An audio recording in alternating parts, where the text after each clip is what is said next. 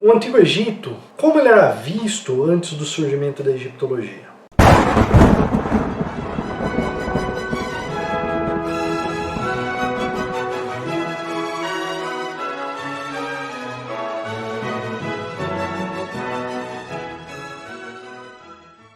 Nós temos uma série de registros, então vamos considerar o seguinte: os egípcios estão lá, ainda existe a civilização egípcia, os egípcios estão vivendo enquanto Egito faraônico, então todos aqueles símbolos, aqueles caracteres, aquelas noções, está tudo isso acontecendo.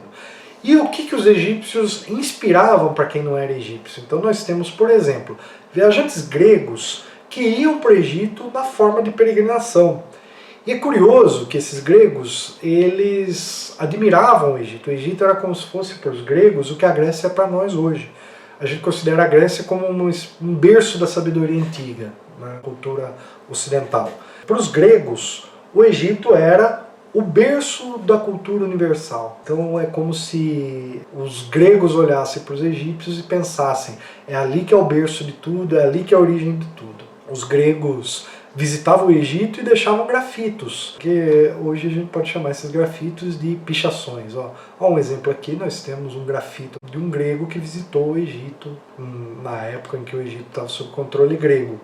E é muito engraçado como todo mundo projeta o seu próprio mundo no Antigo Egito. Isso é muito curioso, porque o Egito ele sempre foi muito exótico, ele sempre foi muito diferente de tudo, e aí todo mundo que pensa o Egito, de certo modo, projeta aquilo que acredita.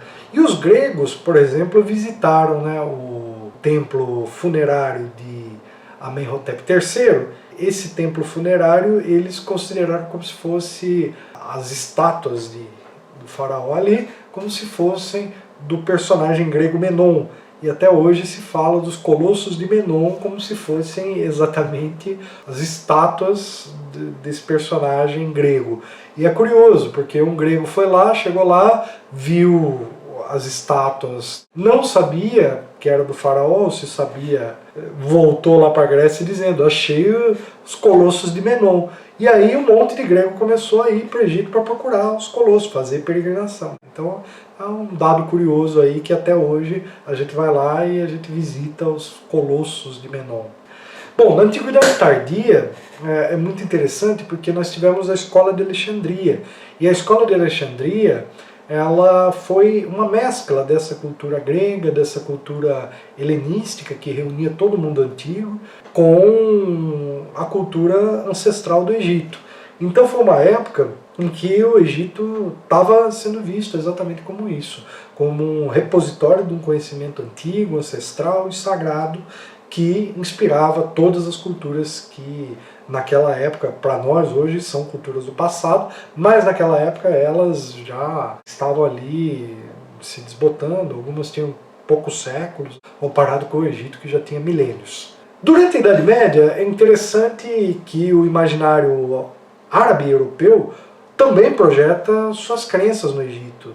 Muitos árabes associaram o Egito a elementos importantíssimos da sua cultura, como os próprios cristãos, como os próprios judeus, inclusive porque o Egito é citado nos livros sagrados dessas religiões, então para eles o Egito tinha um significado histórico, um pouco distorcido do que depois a gente vai compreender com o descobrimento da egiptologia, mas eles já tinham uma visão sobre o que era o Egito. Antes da gente conhecer o Egito a partir da ciência, o que a gente sabia sobre o Egito era por esses relatos, tanto dos gregos, quanto da Bíblia, quanto de outras civilizações ou povos que deixaram os registros aí associados ao Egito. Tem um período que vale a pena a gente mencionar, que é o período do Renascimento, que o interesse pelo Egito cresceu muito na Europa e principalmente na Itália renascentista.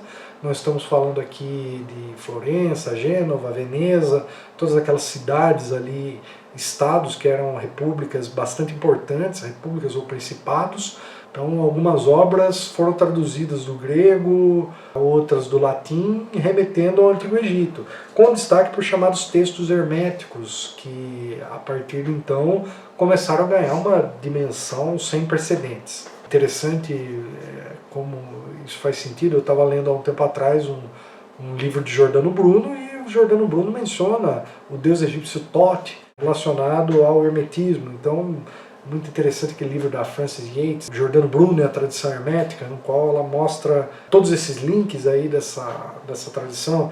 O hermetismo é um assunto para outro momento, mas ele se remete a um conhecimento da antiguidade tardia que relaciona exatamente o Antigo Egito com a Grécia. Então é uma tradição espiritual que se desenvolveu no Ocidente e no Oriente, e que no Renascimento ele teve um momento ali de esplendor. E depois, na contemporaneidade, o século XVIII, o século das luzes, aí, com uma série de sociedades secretas que vão pensar o mundo a partir disso, mas a gente considera a contemporaneidade a Revolução Francesa. Então, a Revolução Francesa, ela tem um episódio que é a ida de Napoleão ao Egito. Já tinha acontecido muita coisa lá.